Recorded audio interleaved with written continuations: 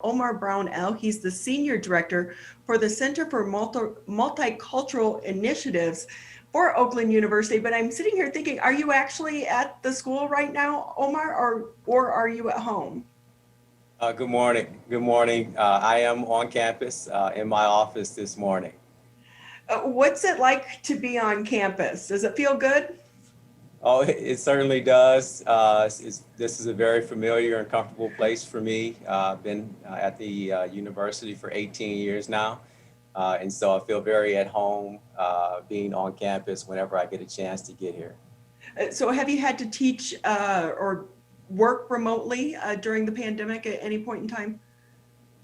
Yeah, so it's been intermittent. I've been on campus. There have been times where I was working from home given our circumstances. But whenever I get a chance to be on campus, I've done so. So even as recently as the beginning of the winter semester, there are certain times when I'm working from home. But I'm in the office today and have been so for this week. Well, that's good. I know that some of the students will be returning as well. For those not familiar with the work there at the center, fill us in on what you do. Yeah, so here at Oakland University, the Center for Multicultural Initiatives works directly with students, particularly our underrepresented students on our campus, providing resources and support services for their academic success, but also for them to be successful in their development here at Oakland University. And so in terms of the academic support, we provide students with leadership opportunities that they can become mentors or ambassadors for our office. There are also opportunities for students to receive financial assistance in terms of scholarships and money for books and things like that. We also provide the university with diversity programming and training and other myriad of services that are offered through our department. But what we do is connect students with resources and give them opportunities to be successful here at the university. And so much about what you do is about building relationships as well. How has that changed in the middle of the pandemic? Oh, well, we pride ourselves on being very personable with our students. And prior to the pandemic, where we were then forced to be in a more virtual space, it has given us an opportunity to connect with our students online. But that certainly changes in terms of the personal connection when you get to see students and laugh with them and kind of be in their space. We don't get the same sort of interaction in the virtual space. And so it's different. And the students are challenged, we're challenged in that regard, but we certainly are making it work with our interactions. We've been very creative using some of our social media platforms, inviting students to meetings, holding discussions that we would normally do in person, but we're now doing it virtually. And the students, some of that is their space. And I think we as professionals, at least for myself, I'm learning about a lot more of the social media and opportunities that are available virtually and online. So I'm thinking back to I used to do recruiting at my previous job, and just that regular recruiting fair, the job fairs where you would have so many students come through, and it's those conversations. And maybe if you didn't have something for them, you'd say, "Hey, check with that person who's right there." Those events have gone away, but then it is somewhat easier to reach people because the time constraints aren't there as well. So they don't have to drive to the university. You can just sit at home in your pajamas. Yeah, so there's certainly more students who are connecting with our office because we're virtual and they don't have to necessarily schedule an appointment. They can interact with videos or other platforms that we put together where they have opportunities to learn more or engage with us or some of our student staff. But that's an opportunity, I think, that we learned as an advantage as a result of being virtual and having to look at things from a different lens. So what's it been like for some of the freshman students coming into the university for the first time? Yeah, so I think when students are in high school, they have this image of college and, what it's expected to be. And, some of the, non-academic things that they're participating in, just some of the welcome week activities and, athletic events and other things and student organizations. And, they're looking for opportunities to get involved. And they've always thought about that as they were planning to go away to college. And so some of that is absent, certainly in the physical and in the present form where they can involve themselves. So I think first year students, freshmen who've come to the university, that was altered, but they've certainly had opportunities through other platforms to engage. The university has been very attentive to first year students in that way, trying to provide them with a college experience.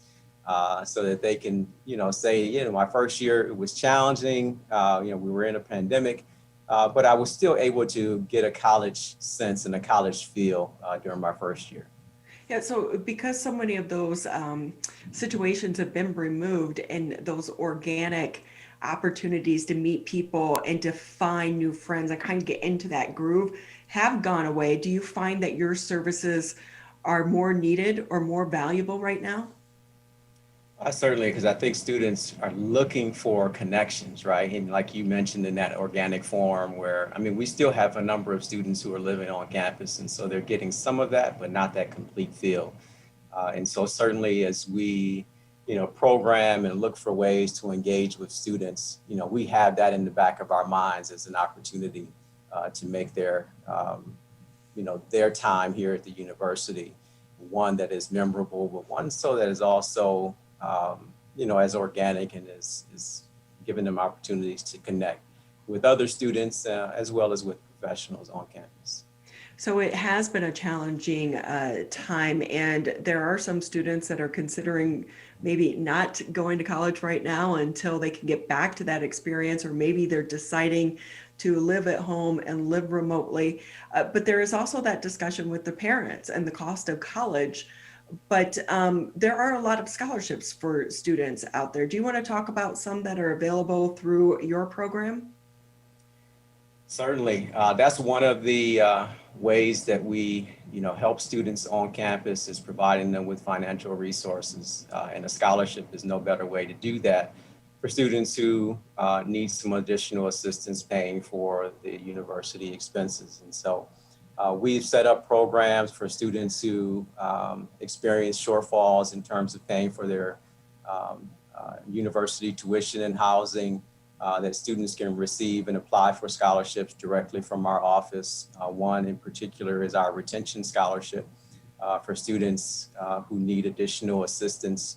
And that is an application process where students get immediate responses based on where they currently are and what resources they need.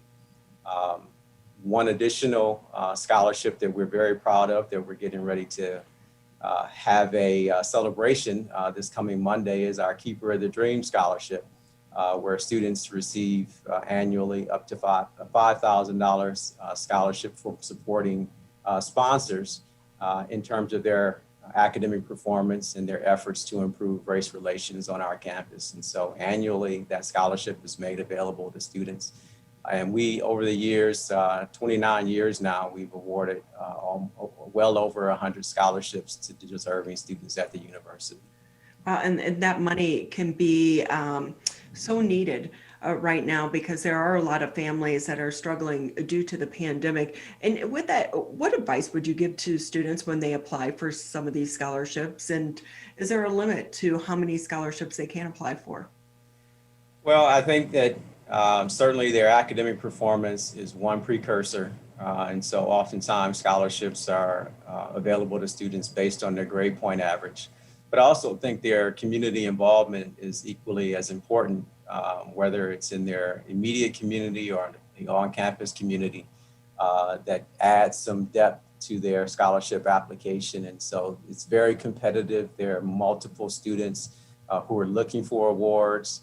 And so to try to stand out where their activity beyond the classroom is equally as important in terms of their application to certain scholarships. And so I would just encourage family members and students alike, as they're looking for opportunities to pay for their education, particularly through scholarship, that they focus on their academics and obtaining a high grade point average, but they also include some of their activities that they're involved in that gives them an opportunity to stand out amongst other applicants. Yeah, it can be hard to make yourself appear unique when it comes to some of the scholarships and applying for them. But I would imagine too, it's really important for them to tailor their experience and their letter writing to that particular scholarship. This isn't something where one letter can kind of fit every scholarship that's out there that they're applying for. Oh, certainly.